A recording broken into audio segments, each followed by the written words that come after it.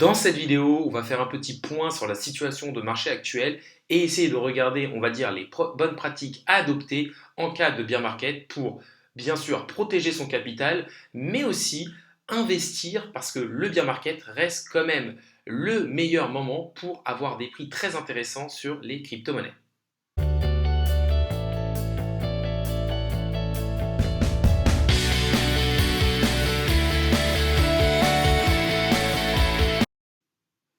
Salut à tous, c'est Inspecteur Crypto, bienvenue dans la vidéo du jour qui va parler un peu de comment se comporter en bear market, quelles sont les bonnes pratiques à avoir pendant un bear market pour pouvoir justement, on va dire, en tirer du bénéfice. Parce que oui, un bear market, ça peut faire peur, ça peut faire fondre votre portefeuille, mais si vous avez les bonnes pratiques et une bonne stratégie, ça peut être un moment très opportun pour pouvoir rentrer sur des projets et du coup avec des prix très bas et ensuite faire d'énormes gains lors du prochain bull market. Déjà, dans cette vidéo, je ne vous dirai pas forcément qu'on est en bear market ou qu'on ne l'est pas. Je pense que ça dépend aussi de la vision de pas mal de personnes.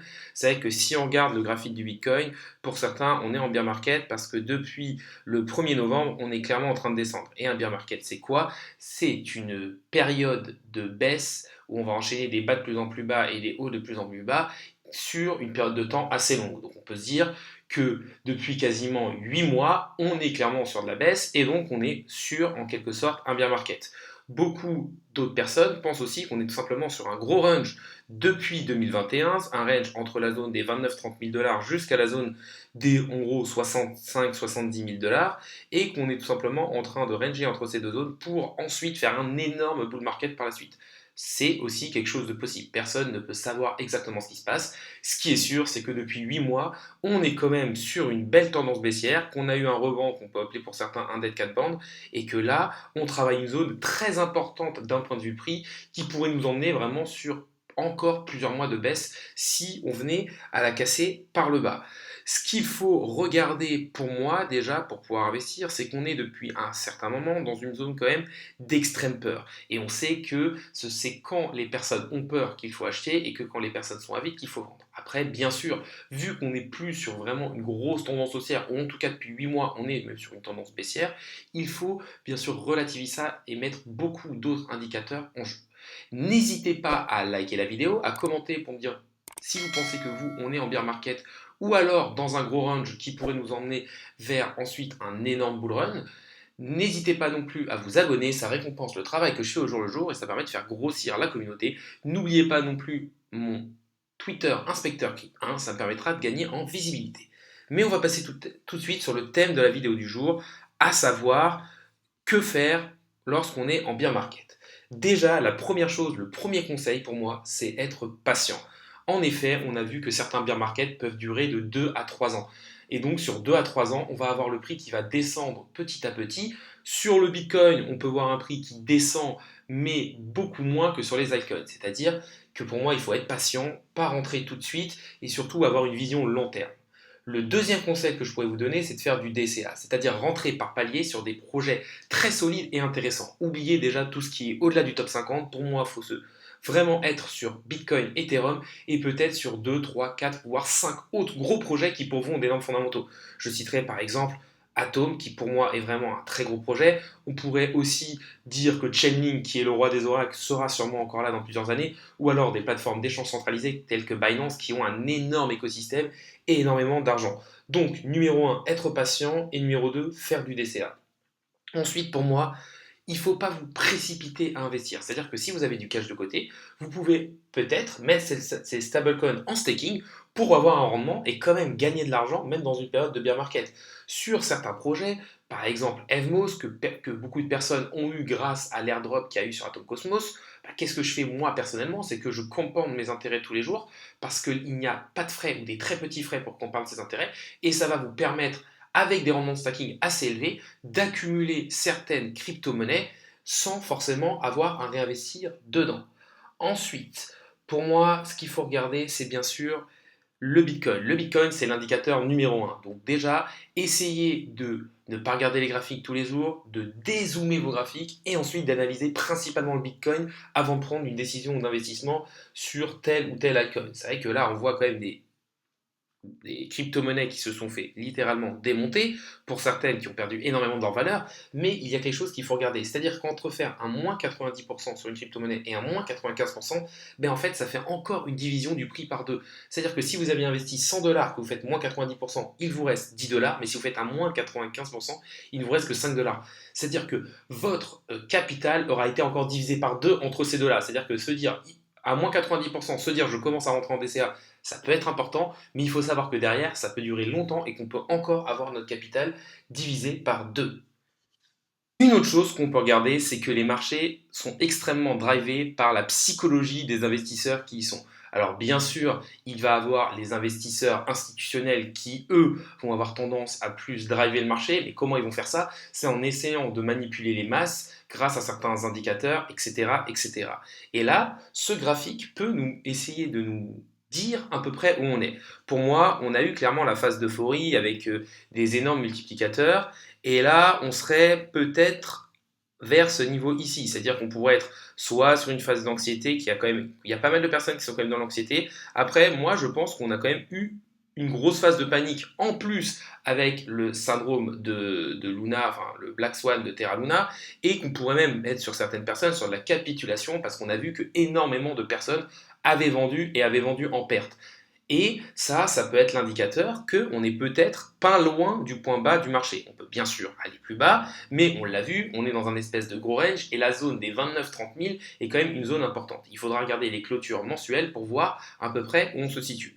Après, ça ne veut pas dire qu'on va remonter tout de suite. On le voit sur ce graphique qu'après la zone de capitulation, il y a quand même encore des baisses et qu'on est plutôt sur quelque chose d'assez plat qui va justement mettre la patience au niveau de la psychologie et mettre la psychologie à dure épreuve.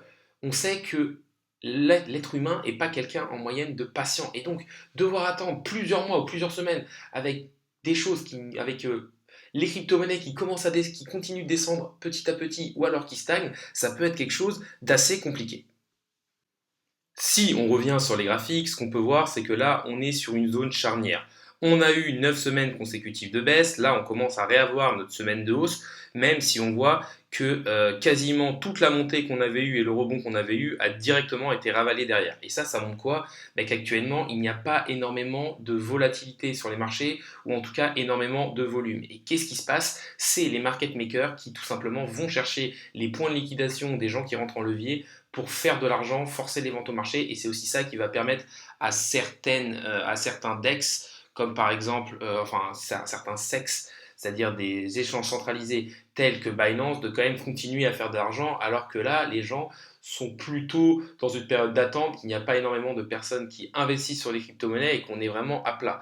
Et donc là, vraiment, c'est plus du bruit de marché, c'est-à-dire qu'on va avoir une grosse hausse pour aller liquider les personnes qui sont au nord et ont shorté le marché, et derrière on va avoir une grosse baisse pour aller liquider les personnes qui ont mis des longues sur le marché. Donc là on est plus sur du bruit et sur des market makers qui vont chercher la liquidité parce qu'ils ne savent pas grand chose que sur réellement quelque chose. Et on voit que lorsqu'on dézoome le graphique en weekly, ben, on voit vraiment ce gros range avec cette zone qui pour l'instant a réagi parfaitement et qu'on voit même qu'en clôture on était descendu en dessous et on est remonté. Donc après c'est à voir comment ça va se passer.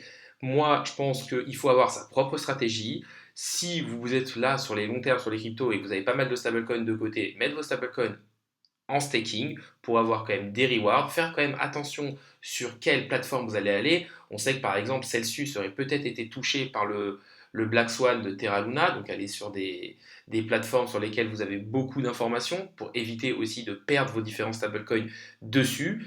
Et ensuite, peut-être commencer à faire du DCA sur des projets très importants. Pour moi, des projets très importants, ça va être des projets du top 50 dans lesquels vous avez une réelle confiance et pour lesquels vous dites bah, pour moi, il va avoir encore une hype, il va avoir encore des choses qui vont se créer dessus et ça va pouvoir continuer d'apporter les gens et leur market cap va pouvoir réexploser. On pense bien sûr à Bitcoin qui est le leader au niveau des crypto-monnaies et le plus solide, mais on peut penser aussi à Ethereum. Pour les autres, je pense que BNB est aussi quelque chose de solide avec tout l'argent qui est investi au niveau de Binance et même de la Binance Smart Chain. Pour les autres projets, ça va dépendre un peu de votre mindset et de votre façon de penser. Par exemple, Solana a beau être un très gros projet, je trouve que leur blockchain qui s'est quand même coupé, je crois, pour la 10e fois. Je trouve ça énorme, enfin, je trouve ça vraiment dangereux d'investir dans une blockchain qui se coupe énormément de fois, alors qu'on voit qu'Ethereum est quand même une blockchain beaucoup plus sûre qui marche quand même pas mal.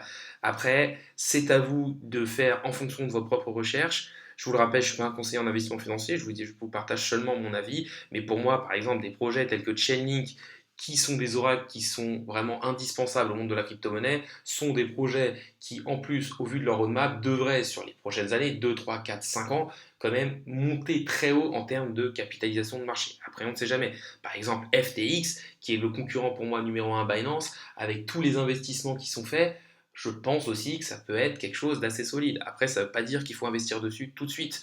On voit d'autres projets comme par exemple Atom Cosmos qui pour moi a une belle communauté, qui a un vrai écosystème qui est en train de se mettre dessus, plus pas mal d'airdrops qui sont en train de se mettre. On peut se dire ça peut être aussi intéressant. Après pour moi là il faut vraiment rester que sur des projets solides, ne pas trop se diversifier et surtout rentrer en DCA en gardant beaucoup de cash parce qu'on peut aller bien plus bas sur les crypto-monnaies. On arrive sur la fin de la vidéo, donc déjà n'hésitez pas à liker la vidéo, à commenter pour me dire ce que vous en avez pensé, n'hésitez pas non plus à vous abonner, ça récompense le travail que je fais au jour le jour et ça permet de faire grossir la communauté. N'oubliez pas non plus mon Twitter InspectorCrypt1, ça me permettra de gagner en visibilité et peut-être faire des giveaways par la suite lorsque j'aurai suffisamment de followers au niveau de Twitter. La vidéo du jour est maintenant finie, salut à tous et à la prochaine.